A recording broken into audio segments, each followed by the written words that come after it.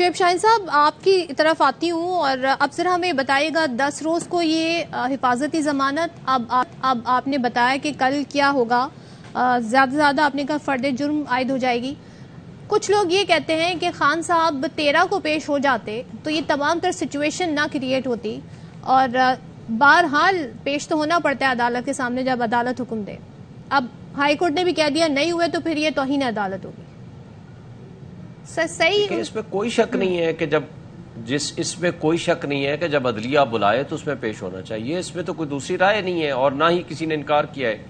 Situation کیا تھی؟ Situation مختلف تھی جو میں نے آپ کو ایکسپلین کی کہ ایک شخص مانگ رہا ہے وہ فیسلٹی جو اس کے قاتل کو قاتلانہ والے کو اویلیبل ہے، وہ فیسلٹی مانگ رہا ہے، ڈیفنس سیکیورٹی جو اس کا بنیادی حق ہے، وہ فیسلٹی مانگ رہا ہے کہ کیسز کنسالیڈیٹ کر دیں۔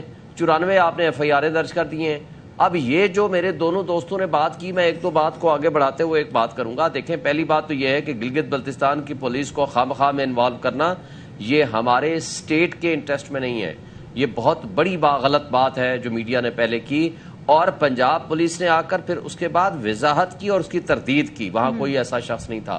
دیکھیں، میں آپ کو ایک بات بتاؤں، طیب اردگان کی حکومت کا تختہ الٹنے کی جب کوشش ہوئی تو کون سامنے آیا؟ وہ عوام تھی، اس لیے کہ ریاست جو ہے، ریاست کس پہ مشتمل ہے؟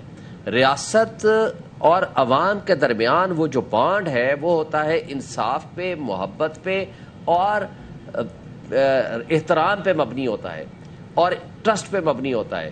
جب ٹرسٹ ختم ہو جاتا ہے، ٹرسٹ ڈیفیسٹ ہو جاتا ہے انڈیویجولز اور اسٹیٹ کے درمیان، پھر جو لوگ ہیں وہ خود کھڑے ہو جاتے ہیں ان اسٹیٹ انسٹیٹیوشنز کے خلاف۔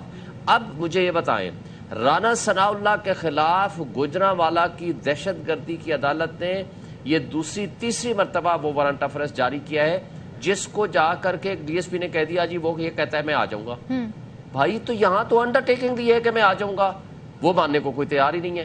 یہ دنیا کا پہلا ایک وارنٹ آف ارسٹ ہے جس کو ایگزیکیوٹ کرانے کے لیے کہ جناب آپ ہزاروں کی تعداد میں رینجرز آ رہے ہیں، پولیس پنجاب جا رہی ہے، پورے پنجاب کی، اسلام آباد پولیس جا رہی ہے، وہاں ٹینکس ہیں اور وہاں جناب آنسو گیس ہے، شیلز ہیں، موبائل جیمرز ہیں، پتہ نہیں کیا کیا۔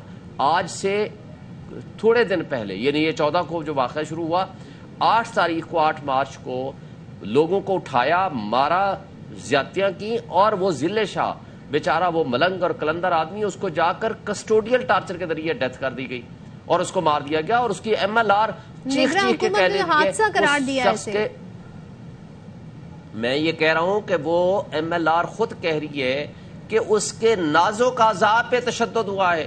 تو مجھے یہ بتائیں کہ وہ کون سا حادثہ ہے؟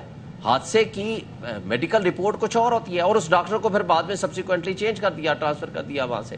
میں یہ کہتا ہوں کہ جب ریاست کسی کا کھلونا بن جائے، کٹ پتلی بن جائے، کسی کے اشاروں پہ ناچنا شروع کر دے، تو پھر ان اسٹیٹ انسٹیٹیوشنز کے خلاف پھر عوام کھڑی ہوتی ہے، اور وہ عوام پھر پبلک دیکھی لوگوں نے، پھر لوگوں نے جب سامنے آئے تو پھر اس کا امپیکٹ ہوا۔ اصل مسئلہ کیا ہے؟ مسئلہ یہ ہے کہ تمام political parties, P D M کی جماعتیں، انٹرم سیٹ اپ، ہمارے اسٹیبلشمنٹ، تمام مقتدر طبقے اور حلقے ایک سائٹ پہ کھڑے ہو گئے، اور عوام عمران خان صاحب کے ساتھ کھڑی ہوگی۔ اس کی وجہ یہ ہے کہ عمران ملک سے بھاگ کے نہیں گیا، وہ دبئی نہیں گیا، وہ لندن نہیں گیا، وہ پبلک میں چلا گیا، تو پبلک نے اس کو ریسپونڈ کیا، تو اویئرنیس پیدا ہوئی ہے لوگوں نے۔ اچھا، پھر آپ یہ دیکھیں، ایک بات اور وہ جو اہم ہے وہ یہ ہے کہ انہوں نے 10-11 مہینوں میں کون سا وہ کام ہے جو انجام دیا۔ اس پہ مجھے 1 منٹ چاہیے، اگر آپ کہیں تو ابھی دے دیں، ورنہ میں بعد میں آپ کو بتاتا ہوں۔ معاشی بدحالی، معاشی بدحالی سے آپ نے ذکر کر دیا۔